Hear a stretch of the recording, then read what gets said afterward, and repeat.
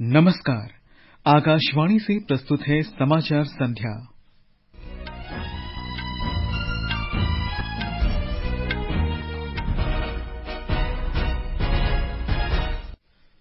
Google के मुख्य कार्यकारी अधिकारी सुंदर पिचाई ने प्रधानमंत्री नरेंद्र मोदी से मुलाकात की। गुजरात के मुख्यमंत्री भूपेंद्र पटेल ने G20 बैठक में अर्बन 20 सम्मेलन के लोगो, वेबसाइट और सोशल मीडिया हैंडल का अनावरण किया। समुद्र में लूटपाट रोकने के लिए विशेष प्रावधान बनाने के वास्ते लोकसभा ने समुद्री दस्युता रोधी विधेयक 2019 पारित किया।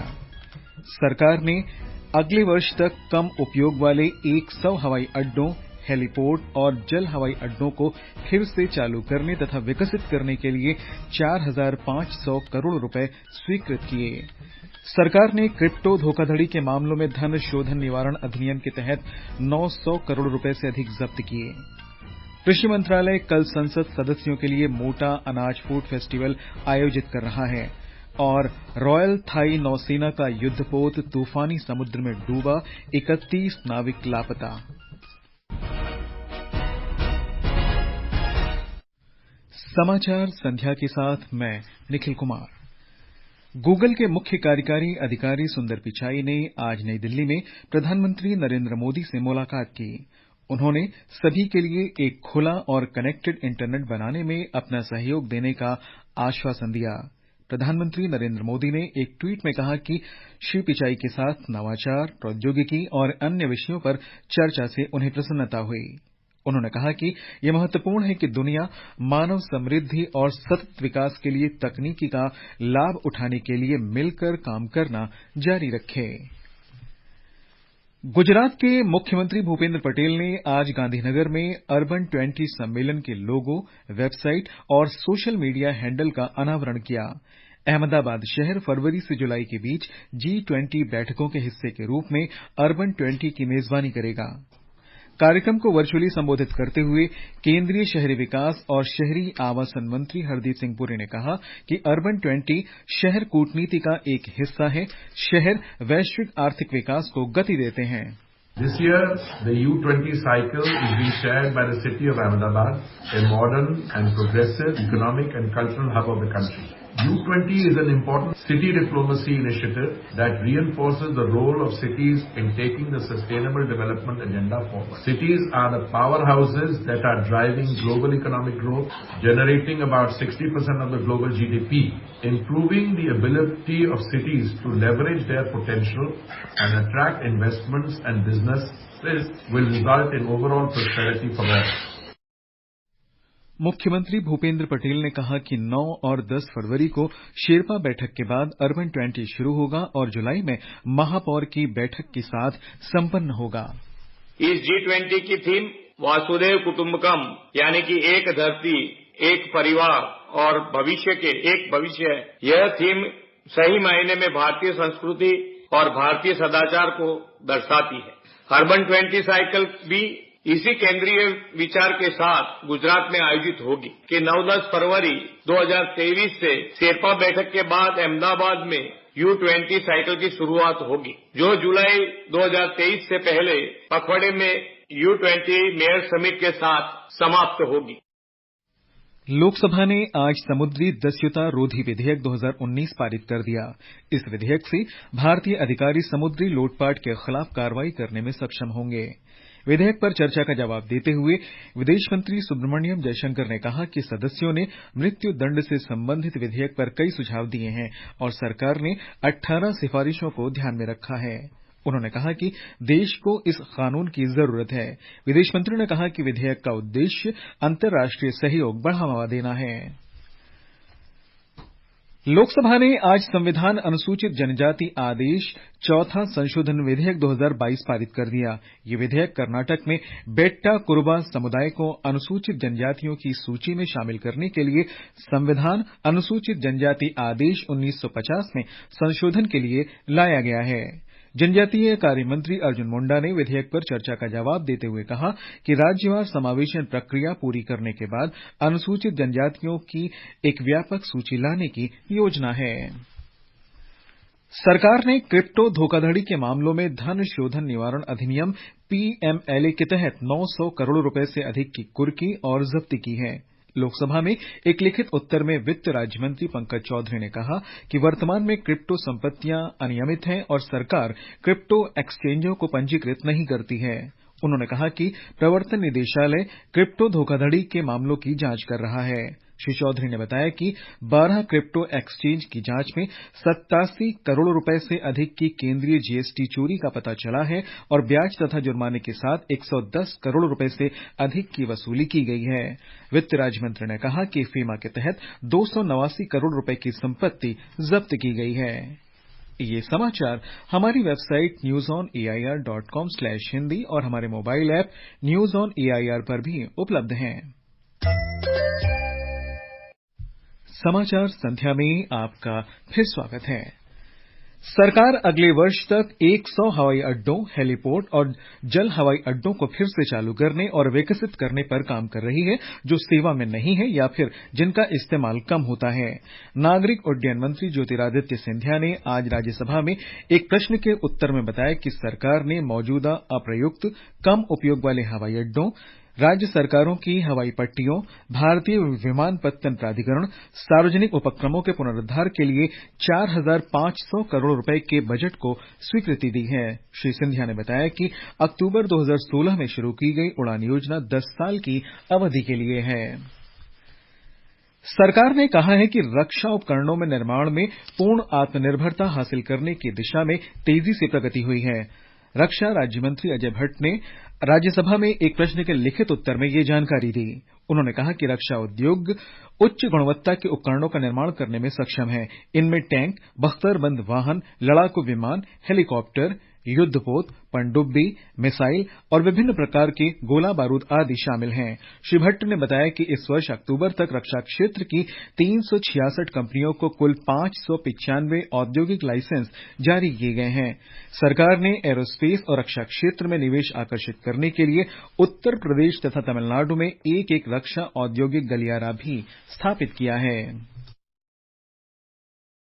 वित्त राज्य मंत्री डॉक्टर भागवत कराड़ ने कहा है कि सरकार ने आतंकवाद को कतई बर्दाश्त न करने की नीति अपनाई है। उन्होंने कहा कि आतंकी वित्त पोषण गतिविधियों में शामिल लोगों के खिलाफ कड़ी कार्रवाई की जाएगी। नई दिल्ली में आज संवाददाताओं से बातचीत में उन्होंने कहा कि सुरक्षा एजेंसियों को मजबूत करने के लिए सरकार ने कई निर्णायक कदम उठाए हैं। कर्नाटक विधानमंडल का शीतकालीन सत्र आज बेलगावी में शुरू हुआ। दोनों सदनों ने उत्तर प्रदेश के पूर्व मुख्यमंत्री मुलायम सिंह यादव, पूर्व सांसद कोल्लार बसवनगौड़ा और अब्दुल सिद्दीकी और विधानमंडल के पूर्व सदस्यों एनटी बोमन्ना, श्री शैलप्पा विद्ररू, आनंद चंद्रशेखर ममानी सहित दिवंगत नेताओं को श्रद्धांजलि दी। इससे पहले दिन में विधानसभा अध्यक्ष विश्वेश्वर हेज कागेरी, मुख्यमंत्री बसवराज बोम्मई और अन्य भाजपा मंत्रियों तथा विधायकों ने विधानसभा परिसर में महात्मा गांधी, सरदार वल्लभ भाई पटेल, डॉक्टर भीमराव आंबेडकर, सुभाष चंद्र बोस, वीर सावरकर, जगत ज्योति बसवन्ना और स्वामी विवेकानंद के चित्रों का अनावरण किया। एक रिपोर्ट। विपक्ष के नेता सिद्धरामैया और कांग्रेस विधायकों ने आज वीर सावरकर की तस्वीर लगाने पर विरोध व्यक्त किया। पत्रकारों से बात करते हुए सिद्धरामैया जी ने कहा कि उनकी पार्टी मतदाताओं की जानकारी चुराने के मामले को सदन में उठाएगी। कांग्रेस पार्टी अध्यक्ष डीके शिव कुमार ने कहा है कि भ्रष्टाचार के आरोप सरकार पर हैं, जिसकी चर्चा की मांग की जाएगी। मुख्यमंत्री बसवराज बोम्मई जी ने कहा है कि अनुसूचित जाति और जनजाति के आरक्षण की सीमा बढ़ाने हेतु विधेयक सदन में लाया जाएगा। इस बीच आज बेलगावी में महाराष्ट्र एकीकरण समिति की बैठक पर रोक लगाई गई। मराठी भाषीय लोगों द्वारा समर्थित समिति बेलगावी की महाराष्ट्र के साथ विलय की मांग कर रही है। केस अभी सुप्रीम कोर्ट में है। सुधींद्र, आकाशवाणी समाचार, बेंगलुरु। महाराष्ट्र विधानसभा का शीतकालीन सत्र उपराजधानी शहर नागपुर में शुरू हुआ। कोरोना महामारी के कारण 2 साल के अंतराल के बाद शुरू हुए सत्र के पहले दिन आज कर्नाटक और महाराष्ट्र सीमा मुद्दे पर चर्चा हुई। उधर गुजरात में आज विधानसभा में सभी 182 नवनिर्वाचित विधायकों ने शपथ ली। मुख्यमंत्री भूपेंद्र पटेल सहित नवनिर्वाचित विधायकों को अस्थायी अध्यक्ष योगेश पटेल ने शपथ दिलाई। इस बीच थराड़ विधायक और भाजपा के वरिष्ठ नेता शंकर चौधरी ने अध्यक्ष पद, जबकि जेठाबाई भारवाड़ ने उपाध्यक्ष पद के लिए अपने अपने नामांकन पत्र दाखिल किए। ये समाचार आकाशवाणी से प्रसारित किए जा रहे हैं। ये आकाशवाणी है। मोटा अनाज वैश्विक जनसंख्या के लिए खाद्यान्न की बढ़ती चुनौतियों से निपटने के लिए पोषक आहार का एक किफायती विकल्प है। संयुक्त राष्ट्र ने एक प्रस्ताव पारित कर 2023 को अंतर्राष्ट्रीय मोटा अनाज वर्ष घोषित किया है। आकाशवाणी समाचार के साथ विशेष बातचीत में केंद्रीय कृषि और किसान कल्याण मंत्री नरेंद्र सिंह तोमर ने कहा कि मोटे अनाज के महत्व के बारे में जागरूकता फैलाने के उद्देश्य से कृषि मंत्रालय कल संसद भवन में सांसदों के लिए फूड महोत्सव आयोजित कर रहा है। अभी कुछ दिन पहले लगभग 100 देशों के एम्बेसडर को बुलाया था और उनको मिलेट्स का भोजन कराया। वो इस प्रचार प्रसार में अग्रणी रहें और इसमें भारत के साथ शामिल हों, ये भी हमने प्रयास किया है। और मंगलवार को देश के सभी लोकसभा और राज्यसभा के सांसद का भोजन आयोजित किया है, जिसमें माननीय उपराष्ट्रपति जी, प्रधानमंत्री जी, लोकसभा अध्यक्ष, राज्यसभा के उपाध्यक्ष और सभी सांसद में उपस्थित रहने वाले हैं। इस कार्यक्रम से भी निश्चित रूप से इस पूरे मिशन को बल मिलेगा। प्रधानमंत्री नरेंद्र मोदी ने पाकिस्तान के खिलाफ 1971 के युद्ध में अदम्य साहस और शौर्य का प्रदर्शन करने वाले भैरों सिंह राठौड़ के निधन पर दुख व्यक्त किया है। 81 वर्षीय भैरों सिंह का आज जोधपुर के भारतीय आयुर्विज्ञान संस्थान एम्स में निधन हो गया। प्रधानमंत्री ने ट्वीट संदेश में कहा कि बीएसएफ की 14वीं बटालियन से सेवानिवृत्त लांस नायक भैरव सिंह जी को हमारे देश के लिए उनकी सेवा के लिए सदैव याद किया जाएगा। उन्होंने हमारे देश के इतिहास में एक महत्वपूर्ण बिंदु पर महान साहस दिखाया था। केंद्रीय गृह मंत्री अमित शाह ने भैरव सिंह के साथ अपनी एक फाइल फोटो के साथ ट्वीट में कहा कि उनकी शौर्य गाथा आने वाली पीढ़ियों को प्रेरित करती रहेगी। ईश्वर उनके परिजनों को ये दुख सहने की शक्ति प्रदान करें। आकाशवाणी का समाचार सेवा प्रभाग आज फोन इन कार्यक्रम पब्लिक स्पीक में दांतों की देखरेख पर चर्चा करेगा।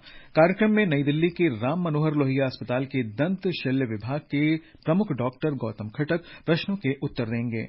श्रोता विशेषज्ञ से ओरल हेल्थ पर रात 9:30 बजे से टेलीफोन नंबर 011-23-717-106 और 011-233-14444 पर प्रश्न पूछ सकते हैं। #AskAIR का प्रयोग करते हुए Twitter handle @AIR News Alerts पर भी प्रश्न पोस्ट किए जा सकते हैं। ये कार्यक्रम FM गोल्ड चैनल और अतिरिक्त मीटरों पर सुना जा सकता है। कार्यक्रम हमारी वेबसाइट newsonair.gov.in और हमारे YouTube channel news on AIR officials पर भी उपलब्ध रहेगा। थाईलैंड की शाही नौसेना का एक युद्धपोत रविवार रात खराब मौसम के कारण समुद्र में डूब गया। चालक दल के 100 से अधिक नाविकों में से 31 लापता हैं। समुद्र में तूफान के कारण युद्धपोत की विद्युत नियंत्रण इकाई में पानी भर गया था। अधिकारियों ने बताया है कि 75 नाविकों को बचा लिया गया है, लेकिन 31 नाविक अभी भी लापता हैं। वायुसेना की मदद से चालक दल के जीवित बचे सदस्यों की खोज का काम रात भर जारी रहा। नौसेना ने घटना के कारणों की जांच की घोषणा की है। और अब आर्थिक जगत की खबरों के साथ हैं विभूति कुमार मिश्र। घरेलू शेयर बाजार में सेंसेक्स आज 468 अंक चढ़कर 61,806 पर बंद हुआ, जबकि निफ्टी 151 अंक चढ़कर 18,420 अंकों पर बंद हुआ। विदेशी मुद्रा बाजार में रुपया आज डॉलर के मुकाबले 17 पैसे मजबूत होकर 82 रुपये 70 पैसे प्रति डॉलर पर बंद हुआ और अंतर्दिवसीय कारोबार में ब्रेंट कच्चा तेल $79.50 प्रति बैरल पर कारोबार कर रहा था। और अंत में मुख्य समाचार एक बार फिर से। गूगल के मुख्य कार्यकारी अधिकारी सुंदर पिचाई ने प्रधानमंत्री नरेंद्र मोदी से मुलाकात की। गुजरात के मुख्यमंत्री भूपेंद्र पटेल ने G20 बैठक में अर्बन 20 सम्मेलन के लोगो, वेबसाइट और सोशल मीडिया हैंडल का अनावरण किया। समुद्र में लूटपाट रोकने के लिए विशेष प्रावधान बनाने के वास्ते लोकसभा ने समुद्री दस्युता रोधी विधेयक 2019 पारित किया। सरकार ने अगले वर्ष तक कम उपयोग वाले 100 हवाई अड्डों, हेलीपोर्ट और जल हवाई अड्डों को फिर से चालू करने तथा विकसित करने के लिए 4,500 करोड़ रुपए स्वीकृत किए। सरकार ने क्रिप्टो धोखाधड़ी के मामलों में धन शोधन निवारण अधिनियम के तहत 900 करोड़ रुपए से अधिक जब्त किए। और कृषि मंत्रालय कल संसद सदस्यों के लिए मोटा अनाज फूड फेस्टिवल आयोजित कर रहा है। इसके साथ ही समाचार संध्या का ये अंक समाप्त हुआ। नमस्कार।